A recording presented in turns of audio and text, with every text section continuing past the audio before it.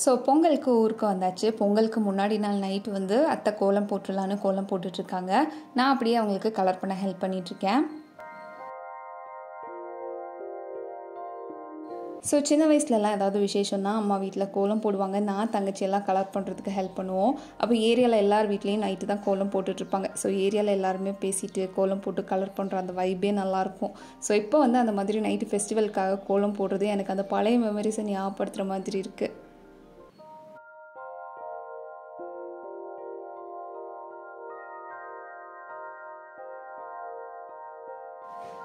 இன்றைக்கி பொங்கல் காலையில் முதல் வேலையாக பொங்கல் வைக்க ஆரம்பிச்சிட்டோம். நான் வந்து பொதுவாக ப்ரெஷர் குக்கரில் தான் பொங்கல் வைப்பேன். ஆனால் அத்தை வந்து எங்கள் குலதெய்வம் கோயிலுக்கெல்லாம் விறகடுப்பில் பொங்கல் வைக்கும்போது இந்த மாதிரி பொங்கல் பானையில் தான் வைப்பாங்க. அதே மாதிரி ஒரு பொங்கலுக்கும் வீட்டில் பொங்கல் பண்ணும்போதும் பொங்கல் பானையில் தான் இந்த மாதிரி பொங்கல் வைப்பாங்க. ஸோ அதனால் அத்தை ப்ரொசீஜர் சொல்ல நான் அதை ஃபாலோ பண்ணி பொங்கல் வச்சிட்ருக்கேன்.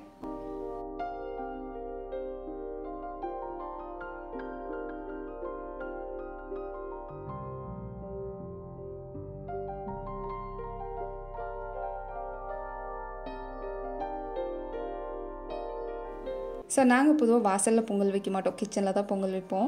ஸோ நேற்றுக்கு நைட்டு பார்த்திங்கன்னா செம்மையாக மழை பெஞ்சதில் வாசலில் போட்ட கோலம் அழிஞ்சிருச்சு. அதுக்கப்புறம் அத்தை திரும்பவும் கலர் பொடியில் உள்ள கோலம் போட்டாங்க.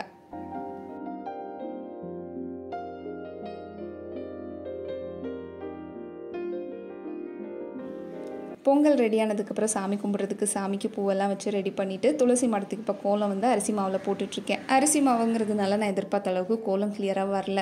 இந்த கோலம் பார்த்திங்கன்னா சின்ன வயசில் எனக்கு அம்மா ஃபஸ்ட்டு சொல்லி கொடுத்தது. ஸோ யாராவது எனக்கு கோலம் போடுன்னு சொன்னாங்கன்னா இதுதான் டக்குன்னு மைண்டுக்கு வரும்.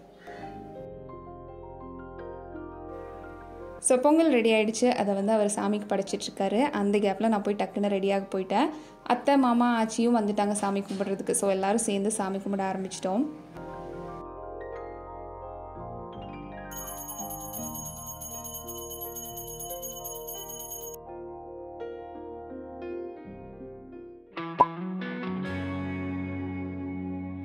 கோயம்புத்தூரில் புதுசாக மால் வந்திருக்குன்னு தெரியும். பட் தம்பி வந்து அங்கே சினிமாஸ் நல்லாயிருக்கும்னு சொன்னான். சரி சென்னை கிளம்புறதுக்கு முன்னாடி அதில் ஒரு மூவி பார்த்துட்டு வந்துடலான்னு இந்த வீக்கெண்ட் கோயம்புத்தூரில் புதுசாக ஓப்பன் பண்ணியிருக்க ப்ராட்வே மாலுக்கு தான் போயிட்டுருக்கோம். இந்த மால் பார்த்தீங்கன்னா அவினாஷி ரோட்டில் KMCHக்கு ஜஸ்ட் பின்னாடி தான் இருக்குது.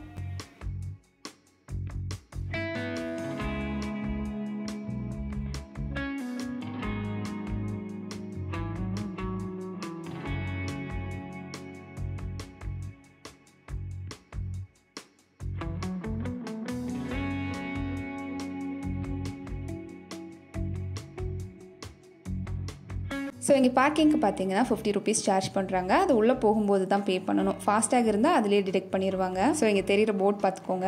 பார்க்கிங்க்கு சார்ஜ் வாங்குறாங்க அப்படின்னா அவங்க தான் நம்ம வெஹிக்கிளை பார்த்துக்கணும். இல்லை அவங்களால பார்த்துக்க முடியாது, அந்த லைபிலிட்டி அவங்க ஏற்றுக்க தயாராக இல்லை அப்படின்னா பார்க்கிங்க்கு சார்ஜ் பண்ணக்கூடாது.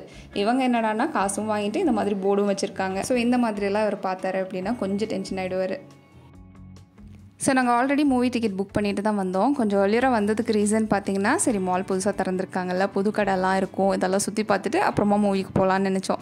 மால் உள்ளே வந்து பார்த்தா சினிமா இல்லாமல் 4 கடை தான் இருக்குது. ஒன்று VR கேம் விளையாடுறதுக்கான ஒரு இடம், டெக்கத்லான், ட்வின் பேர்ட், அப்புறம் செல்லர்ஸ் அப்படிங்கிற ஒரு மினி சூப்பர் மார்க்கெட். நாங்கள் மேலே கீழேன்னு எல்லா பக்கமும் போய் பார்த்தோம். ஆனால் எங்கேயுமே என்டர்டெயின்மெண்ட்டுக்குன்னு ஒன்றுமே இல்லை.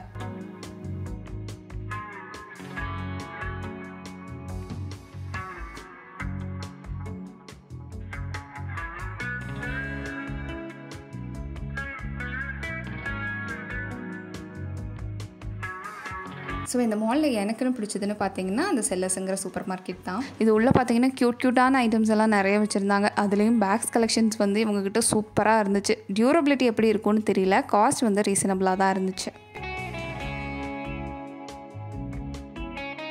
ஸோ இன்றைக்கி வந்து நான் பேக் வாங்கணுங்கிற ஐடியாவில் இல்லை. அதனால நெக்ஸ்ட் டைம் பேக் வாங்கணும்னு நினைக்கும் போது கண்டிப்பாக இந்த இடத்துக்கு தான் வரணும்னு ஆல்ரெடி டிசைட் பண்ணி வச்சுட்டேன். அடுத்து நாங்கள் டைம் ஸ்பெண்ட் பண்ண சூஸ் பண்ண லொக்கேஷன் பார்த்தீங்கன்னா டெக்கத்லான். எல்லா டெக்கத்லான்லேயும் இருக்க மாதிரி ஐட்டம்ஸ் தான் இங்கேயும் இருந்துச்சு. ஸ்பெஷலாக எதுவும் இல்லை.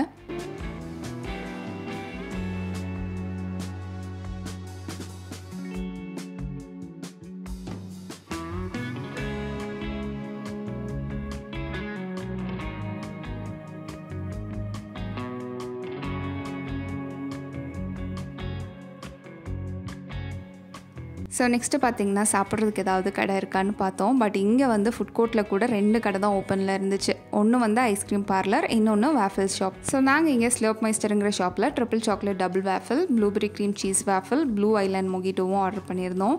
எனக்கு வந்து ட்ரிபிள் சாக்லேட் டபுள் வேஃபிள் ரொம்ப பிடிச்சிருந்துச்சு. கண்டிப்பாக இந்த ஸ்பாட்டை நான் ரெக்கமெண்ட் பண்ணுவேன்.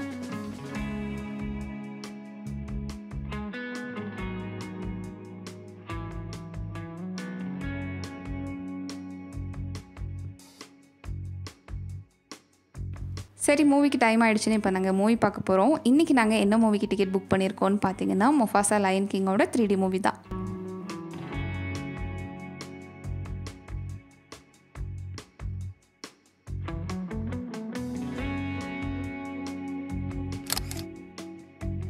ஸோ இங்கே பார்த்தீங்கன்னா 9 ஸ்க்ரீன்ஸ் இருக்குது. இதில் 3 ஸ்க்ரீனில் வேறு மாதிரி ப்ரீமியம் எக்ஸ்பீரியன்ஸ் தர மாதிரி தேட்டர் செட்டப் பண்ணியிருக்காங்க. ஸோ இந்த டைம் நாங்கள் போன screen IMAX with laser.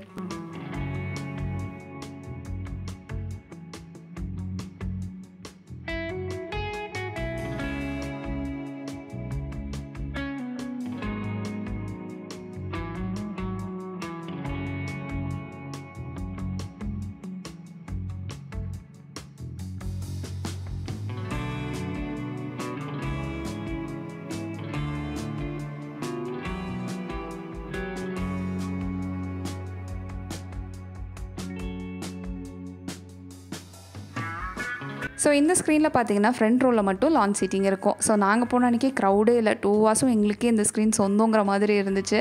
And இதுதான் ஃபஸ்ட் டைம் இந்த மாதிரி சீட்டிங்கில் மூவி பார்க்குறேன். ஸோ ரொம்ப எக்ஸைட்டடாக இருந்தேன். அண்ட் அதுக்கேற்ற மாதிரியே சரவுண்ட் சவுண்டோட ஸ்க்ரீனிங்கும் அல்டிமேட்டாக இருந்துச்சு.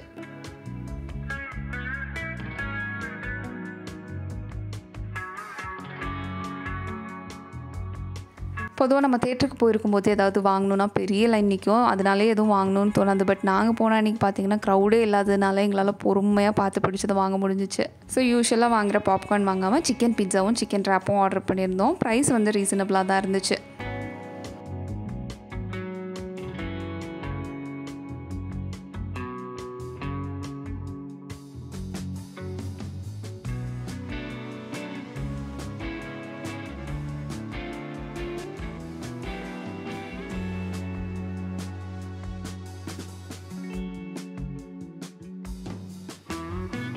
ஸோ எங்கள் ஸ்க்ரீனில் க்ரௌடே இல்லாததுனால நல்ல கம்ஃபர்டபுளாக நம்ம வீட்டில் உட்காந்து சாப்பிட்டுட்டே படம் பார்க்குற மாதிரி ஒரு ஃபீல் தான் இருந்துச்சு.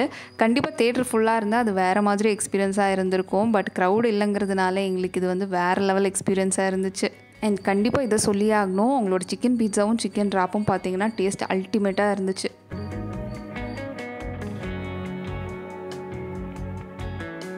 ஸோ எங்கள் 2 பேத்துக்குமே பிளான்ட்ஸ்னால் ரொம்ப பிடிக்கும். இப்போ நாங்கள் இருக்க வீட்டில் வந்து இப்போதைக்கு மின்ட்டும் மணி பிளான்ட்டும் மட்டும்தான் வச்சுருக்கோம்.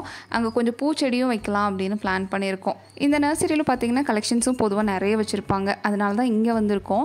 இந்த நர்சரி பற்றி ஆல்ரெடி 3 years முன்னாடியே ஒரு வீடியோ ஷேர் பண்ணியிருக்கேன். அதோட லிங்க் வேணால் டிஸ்கிரிப்ஷனில் ஆட் பண்ணுறேன். அப்போ இருந்ததை விட இப்போ இன்னுமே இம்ப்ரூவ் பண்ணியிருக்காங்க.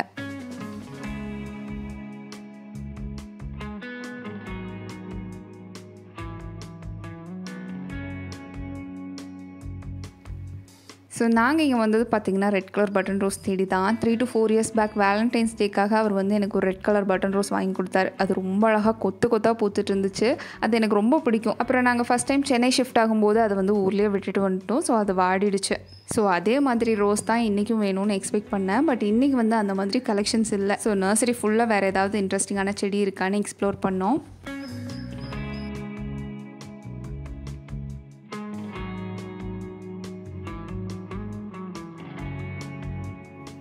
அப்புறம் அடுக்குமல்லி இருக்கான்னு தேடி பார்த்தோம். பட் இந்த டைம் ஸ்டாக் இல்லைன்னு சொல்லிட்டாங்க. ஸோ தேடி பார்த்ததில் இன்றைக்கி எனக்கு இங்கே பிடிச்சதுன்னு பார்த்தீங்கன்னா ஒரு பிங்க் கலர் பட்டன் ரோஸ். அவர் வந்து ஒரு ஒயிட் செவந்தி சூஸ் பண்ணார். ஸோ இது 2ஓட ப்ரைஸும் பார்த்தீங்கன்னா 120 ஆச்சு. ஸோ இது 2 மட்டும் வாங்கிட்டு அங்கேருந்து கிளம்பிட்டோம்.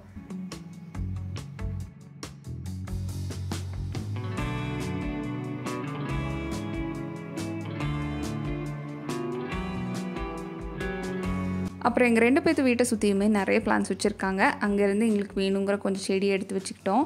நாங்கள் சென்னையில் லாஸ்ட் டைம் இருந்தப்போ 2 செராமிக் பாட்டில் பிளான்ஸ் வச்சுருந்தோம். ஸோ இப்போ அந்த பாட் வந்து சும்மா தான் இருக்குது. அதில் வைக்கிற மாதிரி சில பிளான்ஸும் சூஸ் பண்ணியிருக்கோம். ஸோ நாங்கள் என்னென்ன பிளான்ஸ் எடுத்தோம், அதை எப்படி பிளான் பண்ணுறோங்கிறதெல்லாம் சென்னை போனதுக்கப்புறம் ஷேர் பண்ணுறேன்.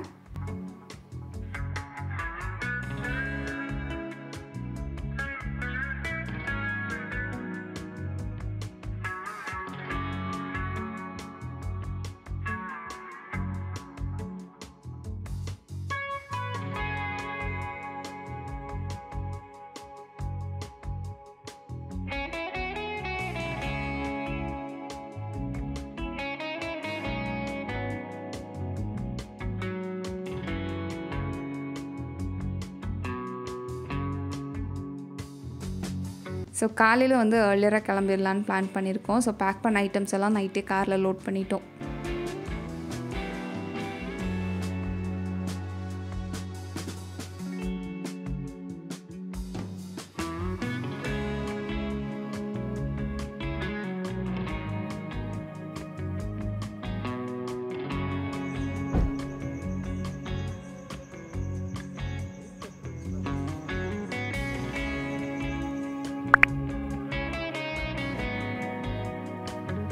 ஸோ மார்னிங் 4:40 வீட்டிலேருந்து சென்னை கிளம்பியாச்சு. ஸோ சென்னை டிராஃபிக் அவாய்ட் பண்ணுறதுக்காக இவ்வளோ ஏர்லியாக கிளம்பியிருக்கோம். ஸோ நாங்கள் எக்ஸ்பெக்ட் பண்ண மாதிரி சென்னை டிராஃபிக் அவாய்ட் பண்ணிவிட்டு வீட்டுக்கு ரீச் ஆகிடுமா அப்படின்னு போக போக தான் தெரியும். ஸோ பார்க்கலாம். ஸோ நாங்கள் எக்ஸ்பெக்ட் பண்ண மாதிரியே டிராஃபிக் ரொம்ப கம்மியாக தான் இருந்துச்சு. இருந்தாலும் நாங்கள் ஒரு ஆவரேஜ் ஸ்பீட் மெயின்டைன் பண்ணி தான் போயிட்டு இருந்தோம். சென்னை கிட்ட வர வர நிறைய மக்கள் பைக்லையும் கார்லையும் நிறைய பேக்ஸோட சென்னை என்ட்ரு ஆகிறத பார்த்தோம். நாங்கள் நிறுத்தி பிரேக்ஃபாஸ்ட் லஞ்ச் ஸ்நாக்ஸ்ன்னு சாப்பிட்டு மெதுவாக வந்து 10 hours சென்னை ரீச் பண்ணிட்டோம். ஸோ இந்த ட்ரிப் வந்து ரொம்ப சிம்பிளாக இருந்தாலுமே எங்களுக்கு ரொம்ப மெமரபுளாக இருந்துச்சு. ஹோப் இந்த வீடியோ உங்களுக்கு பிடிச்சிருக்குன்னு நம்புறேன். இந்த வீடியோ பிடிச்சிருந்தா லைக் பண்ணுங்கள், ஷேர் பண்ணுங்கள், சேனலை சப்ஸ்கிரைப் பண்ணுங்கள். ஏதாவது சொல்லணும்னு நினச்சிங்கன்னா கமெண்ட் பண்ணுங்கள். தேங்க்யூ.